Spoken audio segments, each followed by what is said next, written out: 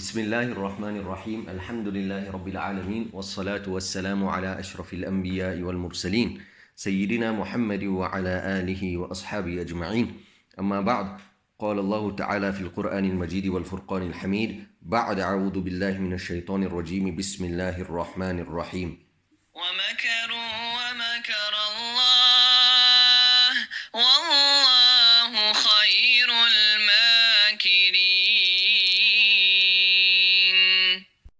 وقال أيضا شهر رمضان الذي أنزل فيه القرآن هدى للناس وبينات من الهدى والفرقان. وقال أيضا يا أيها الذين آمنوا توبوا إلى الله توبة نصوحا إلى آخر الآية صدق الله العظيم. Assalamu alaikum wa rahmatullahi wa barakatuh, dear colleagues and my dear learners. وعليكم السلام ورحمة الله وبركاته مؤلم. How are you, my dear learners? Alhamdulillah, and how are you مؤلم? I'm well, alhamdulillah, and I hope all of you are in good health and good spirits. However, I'm sad too because I cannot hear your lovely voices and see your cheerful faces. But alhamdulillah, through the means of technology, you can hear my voice and I can get my message across to you for today. So today I would like to discuss 3 points. In the very beginning, 3 ayat were recited, and I say Jazakallah to Hafiz Uwais for his recitation and Hafiz Hisham for his recitation as well. So the 3 ayat at the very beginning, the first one was وَمَكَرُوا وَمَكَرَ اللَّهُ وَاللَّهُ خَيْرُ الْمَاكِرِينَ, that they plan and Allah Ta'ala plan, and Allah Ta'ala is the best of planners. So if you ever in your life wanted to understand the true context and the meaning of this ayah, this current crisis is the opportune and the ideal time for us to understand this ayah. Because not long ago, about 2.5 months ago, we were in the month of February and we were all looking forward to our March school holidays. Some of you might have planned to go to the seaside. Some of you might have planned to visit the Kruger National Park. Some of you might have planned to just be at home and relax. And some other people might have even planned to get married during the Easter weekend. And then some might have even planned during this blessed month of Ramadan to go for Umrah. However, all these plans suddenly came to an instant halt and instant stop by Allah subhanahu wa ta'ala. Whatever we had planned did not materialize because of the current crisis that we are currently facing. And this, remember, is a test from Allah subhanahu wa ta'ala.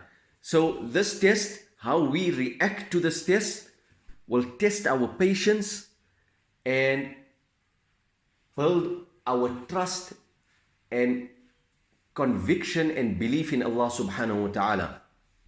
This should make us realize that Allah subhanahu wa ta'ala is in control of everything. No matter what we plan, at the end of the day, Allah subhanahu wa ta'ala is the best of planners and He's in control of everything. Yes, there is nothing wrong with planning ahead, but at the same time, we should always keep in mind that Allah subhanahu wa ta'ala in His infinite wisdom decides what's best for us. How we deal with situations, we should practice sabr, meaning patience. We should build our trust in Allah subhanahu wa ta'ala. In these ways, we will gain closeness and understand the greatness of Allah subhanahu wa ta'ala.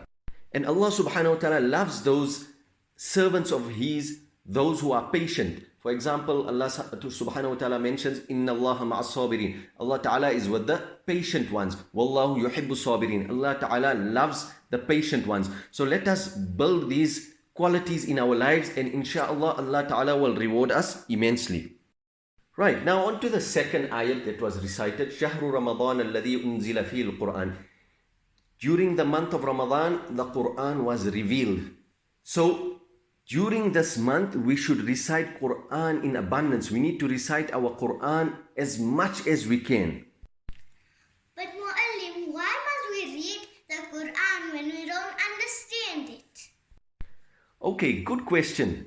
Why should we recite the Quran when we don't even understand it? I'm going to relate a little story to you to make you understand why we should recite the Quran and the effect that it has upon us.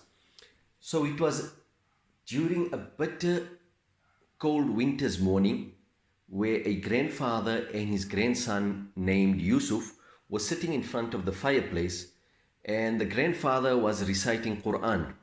And as he is reciting, Yusuf interrupts him by saying, "Papa, why are you even wasting your time reciting the Quran when you don't even understand a single word of what you are reading?" So the grandfather says, "Yusuf, my boy, do me a favor. This coal basket next to the fireplace, I want you to take it outside. Where they lived, there was a little river that used to run by. So I want you to take this basket and go to the river and bring some water for me." So Yusuf runs out the front door and he goes to the river and he returns. And as he enters the house, he tells his grandfather, "Papa, that the water seeped through the basket." So his granddad says, "You're not trying hard enough. Go again." And he does this for the second time. He returns and the water seeps through. And his grandfather says, you need to try harder." And now he sprints to the river, gets the water and sprints back. As he enters the front door, the last bit of water seeps through again. And now obviously he's frustrated, tired, and a little angry that the water keeps seeping through. And he complains to his granddad. However, his granddad says, "Yusuf, I want you to take a look at the basket. When you had left the first time, the basket was absolutely black, pitch black in color. And now look at how sparkling this basket is." So in a similar manner, when we recite the Quran and we don't understand the words, yes, we can't hold the water in that basket. So in a similar manner, we cannot understand the words of the Quran. But the effect of this great Quran purifies and cleanses our hearts from evil, from hypocrisy, and it brings the nur of Allah subhanahu wa ta'ala, it brings the light of Allah subhanahu wa ta'ala into our hearts. So therefore, by us reciting the Quran daily, we will only be cleansing our hearts and we will draw closer to Allah subhanahu wa ta'ala through the barakah of the Quran. And our attachment for the Quran will grow day upon day. And there are many virtues also mentioned in the ahadith with regards to reciting the Quran. I will just give you a short one which many of you are aware of. That person that recites the Quran, for every letter he recites, he gets 10 rewards. So we can well imagine the amount of Quran, how much rewards will be counted in our favor. And remember, this very Quran will be our companion in our qabrs. When there will be no family, no friends, we will all be alone. But the only companion and friend that we will have will be this great Quran. So we should try and make an effort, especially in the month of Ramadan, to at least complete one khatam of the Quran. And let us compete with our siblings or with our families to see who can complete more khatams during this blessed month. May Allah subhanahu wa ta'ala grant us the understanding and give us the ability to recite the Quran daily during the month of Ramadan as well as out of the month of Ramadan. And now on to my third and final point, wherein Allah subhanahu wa ta'ala instructs us to make sincere tawbah. We have to make tawbah in abundance. In other words, a lot of tawbah. Mu'allim, what is tawbah and why must we make a lot of tawbah? Okay, interesting question. Firstly, what is tawbah? Tawbah is to ask Allah subhanahu wa ta'ala for forgiveness. We ask Allah subhanahu wa ta'ala to forgive us for any wrong actions that we have done, any sins that we have committed. And the reason why we should ask Allah subhanahu wa ta'ala to forgive us in abundance, let's understand this from a hadith. Once Nabi sallallahu alayhi wasallam was climbing up the mimbar and Nabi sallallahu alayhi wasallam said Ameen 3 times. So the Sahaba naturally inquired thereafter, "O Nabi of Allah sallallahu alayhi wasallam, why have you said Ameen?" So Nabi sallallahu alayhi wasallam said that Jibreel alayhi salatu wasallam came to me and he made 3 du'as. One of those du'as were that whoever reaches the month of Ramadan and he is not forgiven, then Allah subhanahu wa ta'ala will enter that person into the fire of Jahannam and Allah ta'ala will cast him far away. So Nabi sallallahu alayhi wasallam said Ameen to that dua. So this hadith tells us the importance of asking Allah Ta'ala to forgive us in abundance during this month. It should not be that this month ends and then we regret that, oh, I didn't have a chance to ask Allah Subhanahu Wa Ta'ala to forgive me.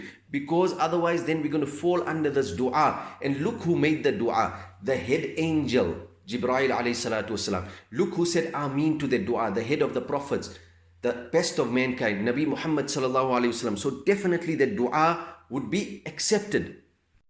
So may Allah Subhanahu Wa Ta'ala save us from such a situation.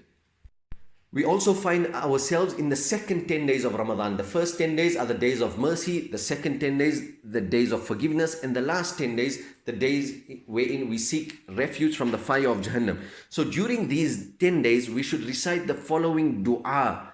Astaghfirullah min kulli dhanbin wa atubu ilayh. That I seek forgiveness from Allah Ta'ala, my Lord, from every sin I have committed. So during these 10 days, recite this dua in abundance and make dua for forgiveness.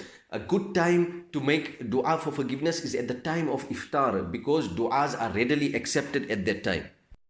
And if we do so, Allah Subhanahu Wa Ta'ala will enter us all into Jannah. Ameen.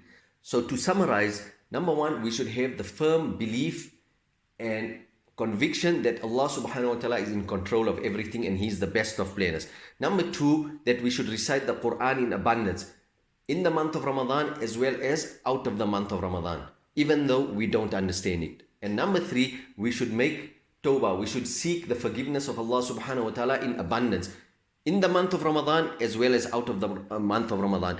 So may Allah Subhanahu Wa Ta'ala grant me firstly the ability to practice upon what has been said, and you all. And lastly, remember, trust in Allah Subhanahu Wa Ta'ala, be safe, be positive, stay home and take care. Till next time, Jazakumullahu khaira. Assalamu alaikum wa rahmatullahi wa barakatuh. Wa alaikum assalam wa rahmatullahi wa barakatuh, Muallim. And do remember me in your du'as.